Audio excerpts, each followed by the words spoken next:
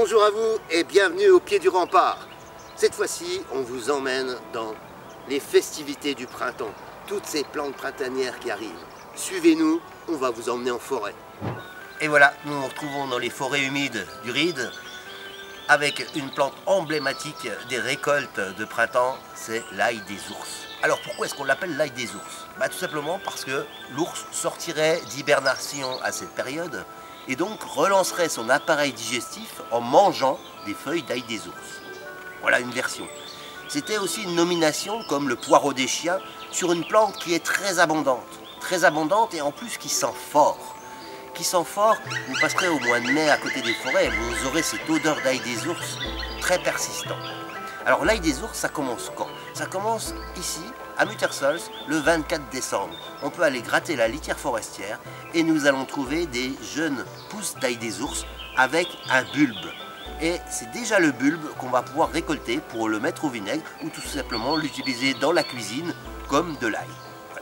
Ensuite viendra les jeunes pousses d'ail des ours qui pourront aller en pesto, huile d'olive et sel.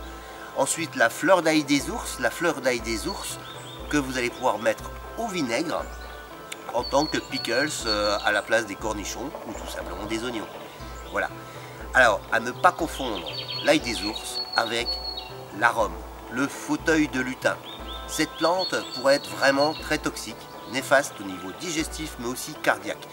Si vous en mangez un petit peu, ça fait comme si c'était une pelote d'épingle que vous mâchiez du verre. Voilà, il y a des substances âcres dedans et il est vraiment très important de ne pas la confondre. On va voir ces confusions. Alors, l'arôme qui arrive au printemps va être légèrement lancéolé et n'aura pas encore ses oreilles de fauteuil de lutin. Et c'est là qu'il peut y avoir confusion avec la jeune pousse d'ail des ours. Voilà, bien noter les oreilles qui ne sont pas formées. Et puis, bien sûr, plus tard, l'ail des ours sera beaucoup plus grand et aura cette odeur forte d'ail des ours.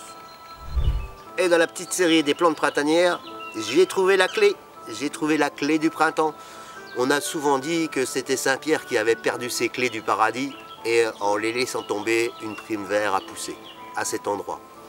Mais la Primevère printanière, c'est vraiment cette ouverture sur le printemps. Primevère, c'est la première à fleurir parmi d'autres.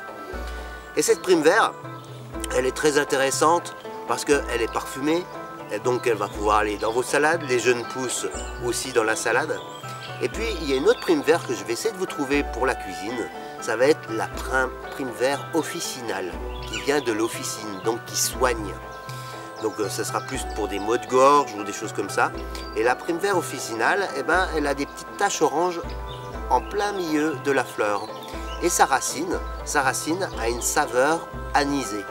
Ensuite, nous avons une autre plante dans la forêt qu'on va pouvoir trouver et qui est légèrement toxique. C'est la ficaire. La ficaire, c'est la famille des renoncules et donc c'est le bouton d'or. Hein, c'est quand j'aime le beurre. Et donc c'est une des plantes qui est le moins toxique dans la famille. Elle a quand même une toxicité. Mais ce qui est intéressant, c'est le côté médicinal. Voilà. Et donc là, on peut observer sur la racine de la ficaire des petites nodules qui, selon la théorie des signatures, représentent les hémorroïdes.